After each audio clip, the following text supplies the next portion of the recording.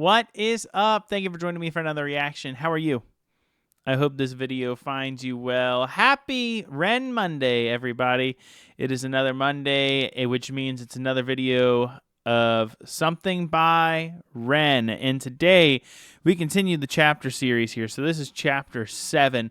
I've really loved this format.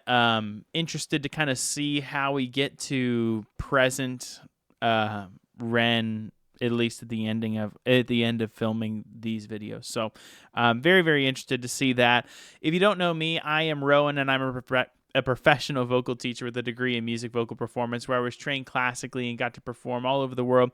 I was also the music director of an all-male a cappella group called the Toccata Tones, and we were featured on Best of Collegiate a cappella albums and other things like that. So anyway, it's a little bit about me. I love music, and I love sharing music. So let's go ahead and jump on into chapter 7 here, and we'll hear what this one's about. Before he even had the test results, the doctor in Brussels glanced up from the form he'd asked me to fill out, and he said, "You have Lyme disease. We can run the tests, but I'm certain of it." So this is what I was just talking about in the last video, is that I thought that he had been diagnosed with Lyme. Somebody had said that in the comments at some point. I'd heard of Lyme in passing during my hours trawling the internet, but I'd never spent long diving into it. It was an extremely rare disease in the UK that you can get from tick bites, so it never really came across my radar. I sat there, puzzled for a moment. Fun fact, the area that I live in is one of the highest incidences of Lyme, I think in America. I might be wrong on that, but it's a really, really high incidence of Lyme. Actually, Birdie, that's usually back there, that's not right now, Birdie has Lyme disease, so it's super, super common around here. I said, can I get better? He said that many people go on to recover, some don't. Right. I wanted to ask him so many questions, but my mind at that moment was totally blank. The test results eventually came back, sure enough, positive for Lyme, and the co-infection Bartonella, along with many other biomarkers which suggested autoimmunity and immune dysfunction. My whole life, I'd been waiting for this moment, to have something printed on a piece of paper that showed that I wasn't actually fucking crazy, that I could shove in the faces of anyone who'd made me feel like a hypochondriac or like a head case. But when the moment finally came, I felt numb. It was hard to rejoice. I had the lingering PTSD from the psychotic meltdown the year before, which made it pretty hard to break into the realms of happiness. Instead, I did what I always do. I got home, and I took to the internet, and I researched the best ways to escape. The summer that I got sick, I spent 2 weeks camping in a small festival in Dorset. One night, me and friends decided to climb a nearby hill to build a bonfire in the woods. On the way there, the fields were full of long grass and deer. 3 people, all my age, who all attended that festival, came down with ME or fibromyalgia-like symptoms over the course of the next year. One was a friend of the family who was shut in a dark room for years because the light would be too intense for him. Before that festival, he was bursting with life, a successful capoeira dancer, reduced to a zombie. Lyme disease seemed to be as much of a medical labyrinth as ME was. On one side, there was a whole host of specialists who believed Lyme bacteria becomes chronic, evades the immune system response, can sometimes evade testing, and leads to debilitating symptoms unless treated with a long course of antibiotics. On the other side were doctors who claimed that Lyme can't persist. It's easily treatable with a 2-week course of doxycycline, and further symptoms following that must be due to an autoimmune response triggered by the Lyme, or perhaps an unrelated, undiscovered cause. I educated myself as best I could on all theories, trawling through research papers on PubMed, conversing people in support groups, often contacting... For those of you that don't know, that rash right there, it's called a target rash, and it's like one of the typical signs of a... trawling through research... Right here, of Lyme disease. So what happens is the tick bites there, and then over like anywhere from 3 days to 2 weeks after the fact, you'll end up with this target-shaped rash where you have the light part in the middle. So not a good thing when you see that. Papers on PubMed, conversing people in support groups, often contacting leading Lyme scientists via email or phone to ask them questions. Lyme disease is caused by Borrelia, a spirochete bacteria that causes symptoms like extreme fatigue, confusion, joint pain, heart problems, digestive issues, anxiety, depression, and in extreme cases, hallucinations. So everything was adding up. I fell down internet rabbit holes of learning how Borrelia produces outer membrane vesicles, which contain outer surface proteins which can modulate your entire immune response, essentially dampening it for its own survival. It was a truly insidious pathogen, a smart one out of a twisted horror sci-fi. There would be online groups claiming it was created in a lab in Plum Island off America and weaponized. Due to the widespread suffering it seemed to cause, and given how hard it was to treat, it was easy to see how people gravitated towards these sorts of superstitions and speculations. The main thing that made my head swim was the sheer number of treatment options, in part a byproduct of the cognitive dissonance in the medical industry at the time. There were countless antibiotic protocols, herbal protocols, immune system modulating protocols, wackier ones where people would be stinging themselves with bees or swallowing certain helminth parasites to modulate their immune systems. It was a wild west, and I wasn't so naive to be unaware that there were a lot of quacks in that space, selling people snake oil, financially taking advantage of desperation. Like a lot of the medical industry, I despise people and companies who see opportunity to profit from other people's misery. If you're watching this video and you're one of those people, I would highly consider switching your role in the world and being on the right side. One common factor a lot of these protocols seem to share was you would certainly get a lot worse before you got any better. That's the way a lot of things There was are. something called the Jarisch-Herxheimer reaction. As you kill off the pathogens in your system, they release biotoxins in your body, which are eventually cleared out by your kidneys and liver. These can cause systemic inflammation, additional fatigue, brain fog, mood swings, pain, flu-like feelings. I was no stranger to these things already, but when they got even worse, it was a mental battle. I'm sure. I sought out as many success stories as I could. Well, because, like, until this point, he's had, like, oh, you have this, you have this, you have this, and then the treatments made him worse, made him worse, made him worse. And so I have to imagine that there hits a point for him where he's standing back going, oh, I'm not putting all my eggs in this basket. You know, I'm going to guard myself here and hope it works. But you know what I mean? Like, I feel like at some point he has to hit that point. By the way, a lot of my videos get taken down due to copyrights, and Ren is fantastic about copyrights in that he doesn't claim his, which honestly, in my opinion, he has full right to claim him. It's his artwork. And so typically what happens, though, is people claim their copyrights, and then any ad revenue that I would make goes directly to the artist, which is the way that should go. But sometimes I can't even post videos. Usually not Ren videos, never a Ren video. But there are some videos that I can't post, and as a result, I have a Patreon, and over there, that's where all of my blocked content goes. If you want to check that out, as well as I do some exclusive live streams, and you have early access to all my videos. At the time of me filming this, I think I've released chapter 5. And so I'm on 7. So I usually get 2-3 weeks ahead of things, maybe even 4 sometimes. So head on over there if you're inclined to check that out. Let's keep going. And I look for common threads in the ones of the people who made a full recovery. It seemed like long courses of antibiotics were working for some people, but to do it safely, I needed to be in the care of a specialist. The NHS were fucking useless. After multiple appointments, one with an infectious disease specialist, they told me the most they could give me was a couple-week course of doxycycline. I knew that probably wouldn't be enough. They told me chronic Lyme wasn't something that they recognised. I presented them with printouts of much of the research I'd gathered online for the most recent studies, which they dismissed. One of them told me I seemed obsessed, and they asked me if I thought about getting a hobby. I fantasised about dragging him by his tie across his desk and pressing a stapler into his skull. Then I politely got up and left. Doxycycline would lead to improvements for a short time frame, and then my symptoms would come creeping back. It's a good thing I tried many antibiotic and herbal approaches to treat the Lyme without much luck. I tried things like Rife treatment, which is essentially running an electromagnetic pulse through your body in hopes that it will kill the bacteria. I was desperate.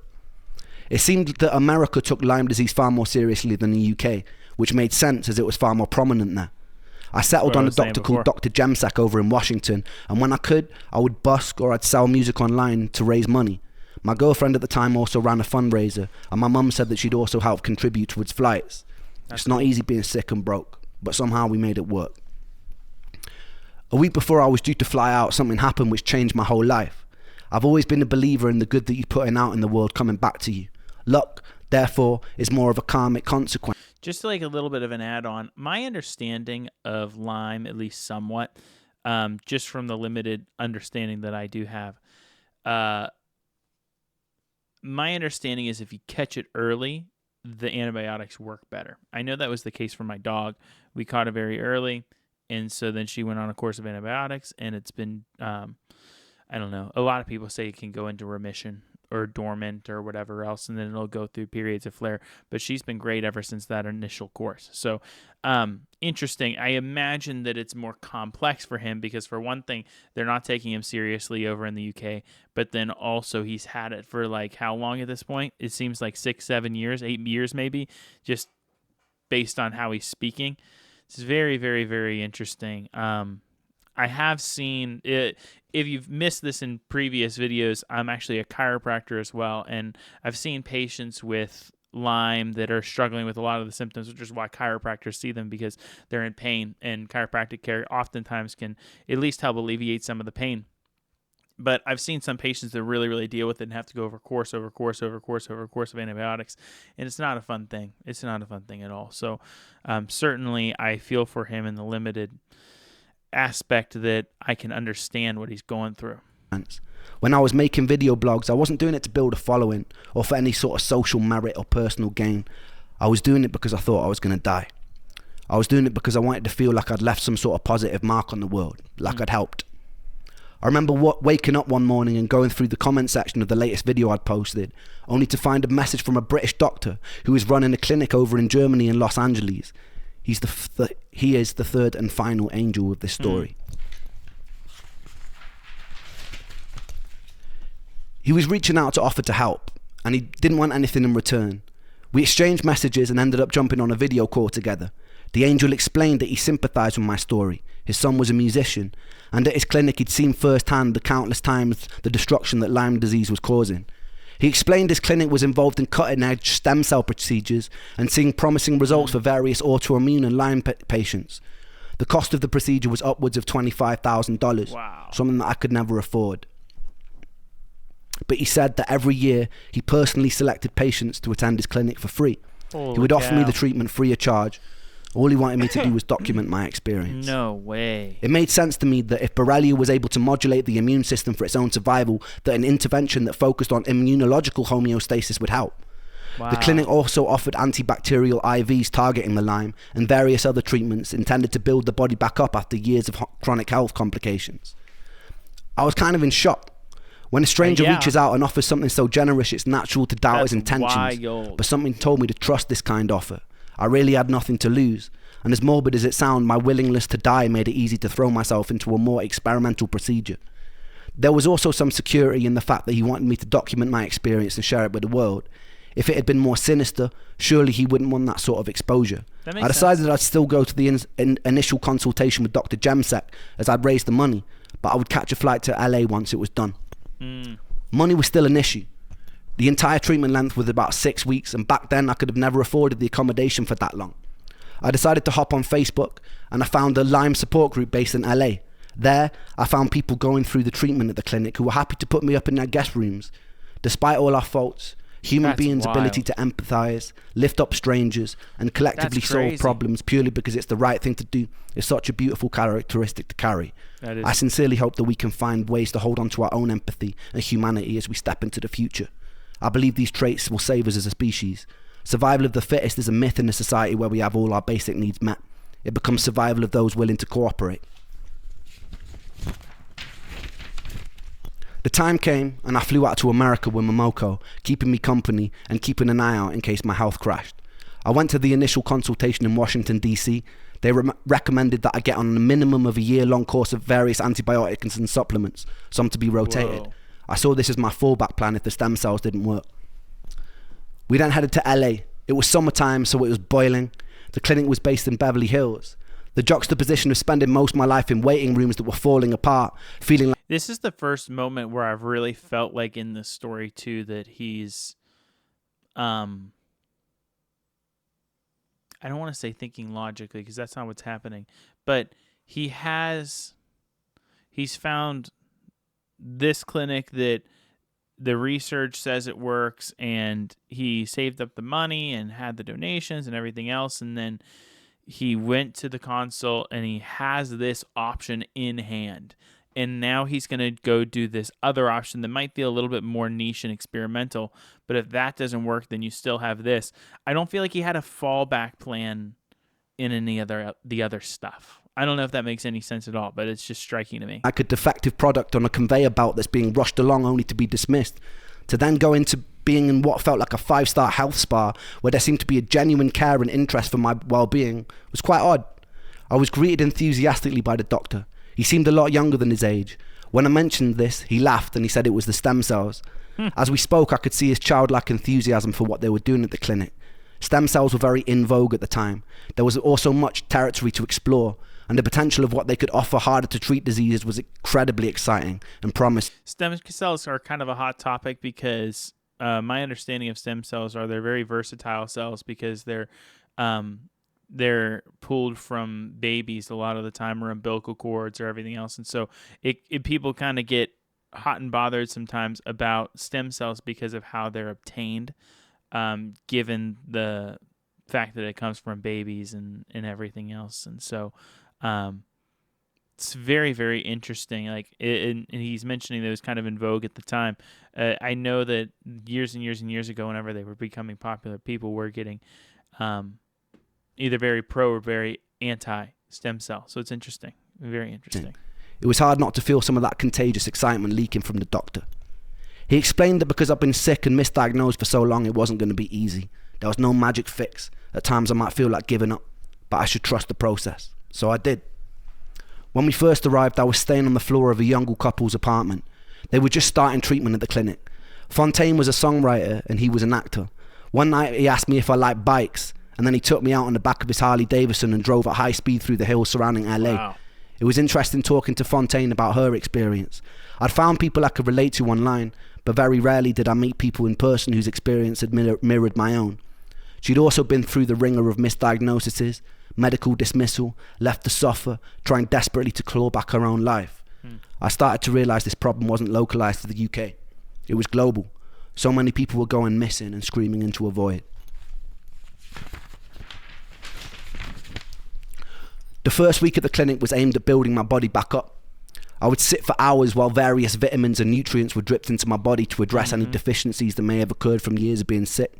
They also offered talk therapy, lymphatic drainage massage, ways to calm your nervous system that would aid healing. I was still having to pinch myself that this was all free. I felt guilty for the people who had to pay. It wasn't easy. Occasionally I'd have an immune reaction to one of the IV drips.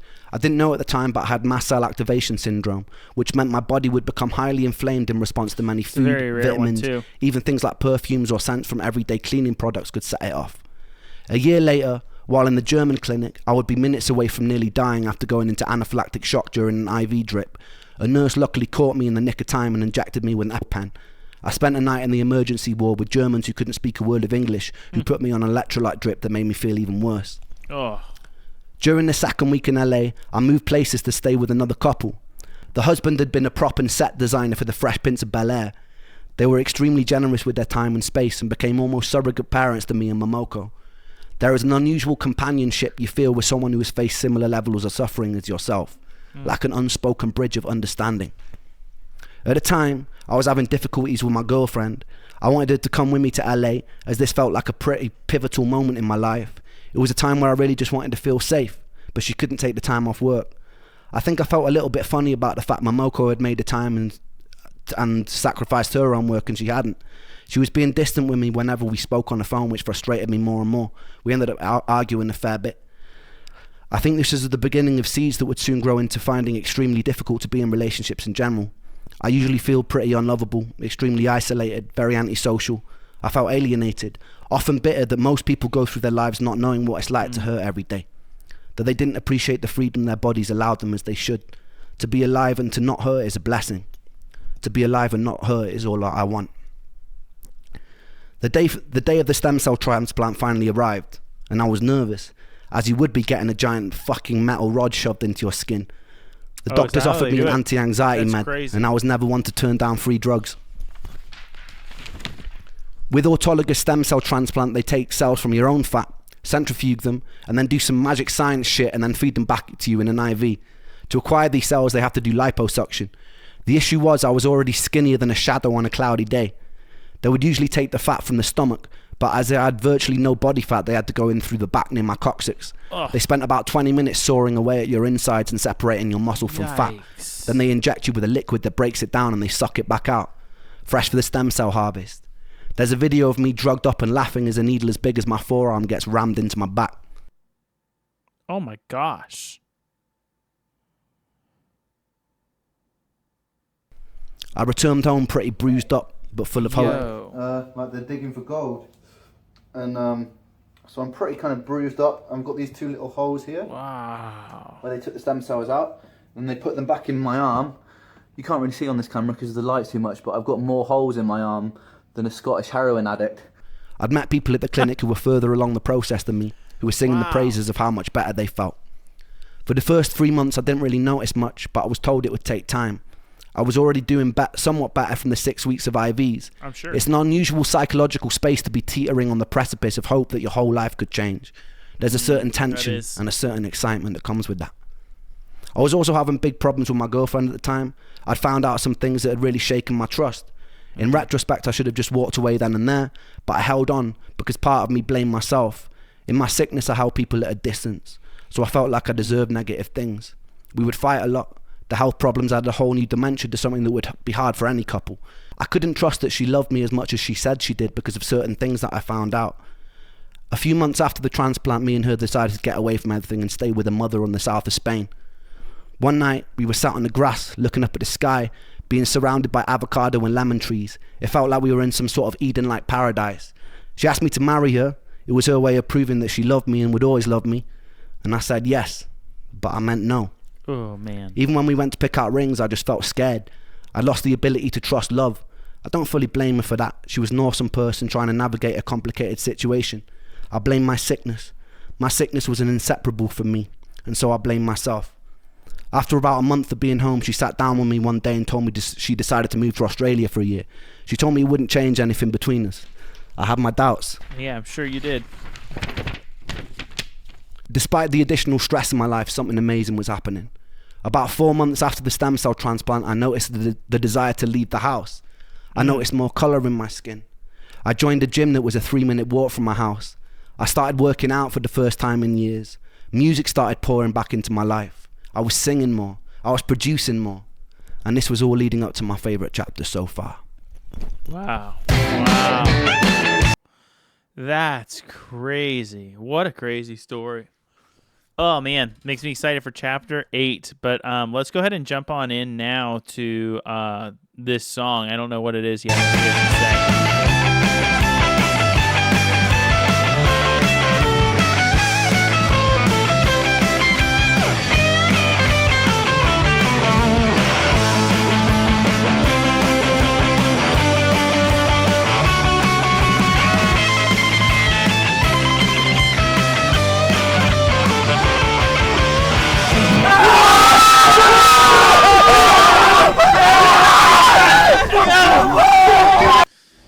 Sorry for blowing everybody's ears out on that one. Not just me. I don't know.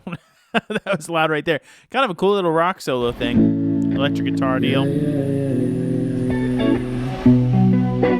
Oh, that sounds way Okay.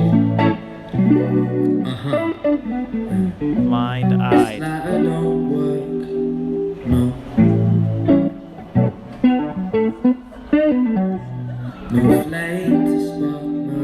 Oh, cool. It's a busking video. My Nike's laced in dirt. Shit.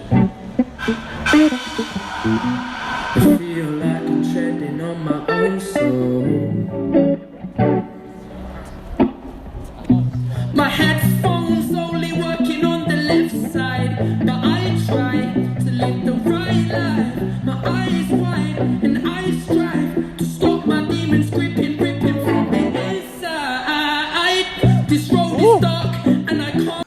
That little riff right there was fantastic. My eyes wide and I strive to stop my demons gripping from the inside. This road is dark. That's so good. That little extra exclamation point on the end of that riff was great. That's cool. And I can't find the batteries for my flashlight. I'm blind-eyed and outside. Dude can sing. Red, go.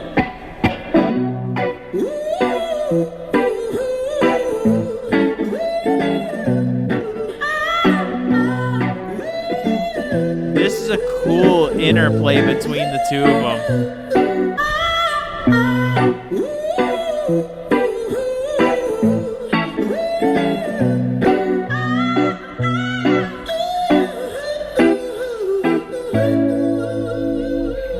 Using their voices essentially as a solo guitar.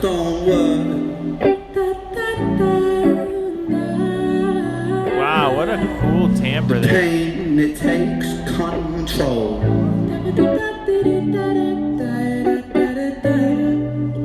Very jazzy.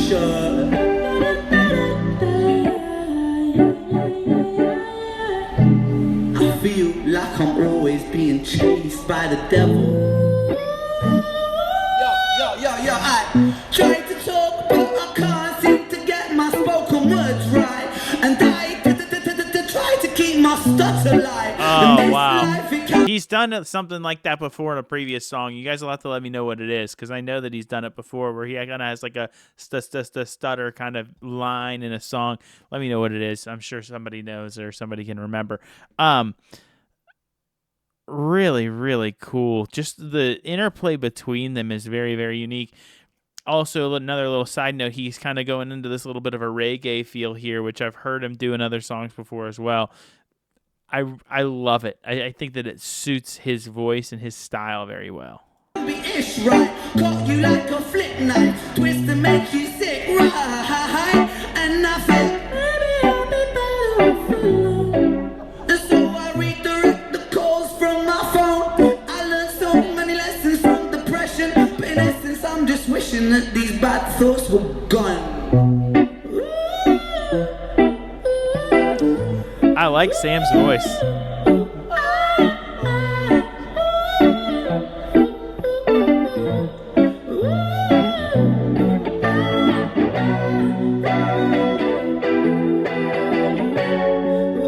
little bit more legato playing style here on the electric guitar.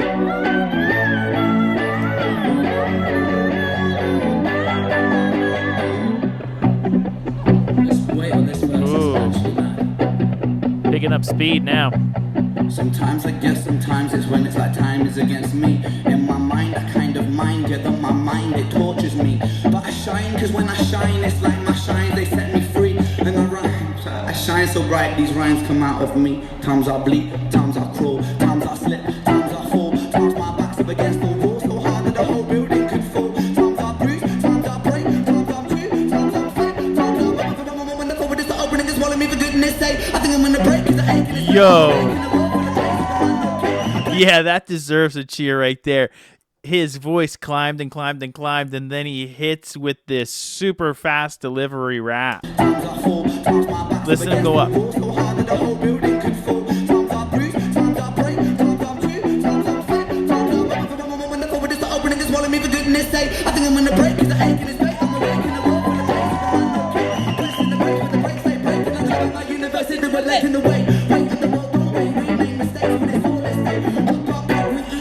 Sometimes no time for double taste, but That's just the way life goes sometimes. I don't wanna end up in the gutter being bad, but my trouble face down in the pocket where the sun don't shine. I'm coming on the back on the track and the top, there's nothing no peace, nothing with this, I'm packing on the pain. Oh Lord, take this pain away. Wow. This is crazy.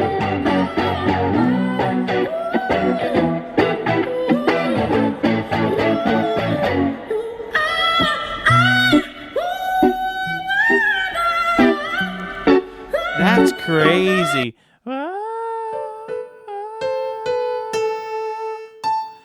He's hitting a A above high C.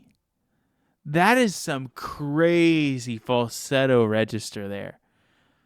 Crazy falsetto register. Certainly higher than I top out. Holy cow.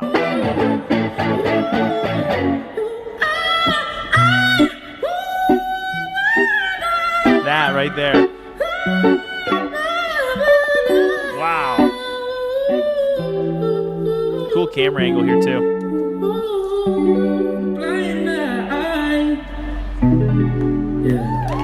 Wow. Thank you so much, thank you. Okay. Holy cow. So that was a song that me and Ren wrote. If you want to follow us on Instagram, it's Ren Makes Music. That's REN Makes Music. I am Wow. Sam Tompkins UK. That's Sam TOMPKINS UK. This next song is called Same Old Situation. We wrote this not so long ago. Ren Makes Music. That's it. That was crazy. That song was so good. That song was so good.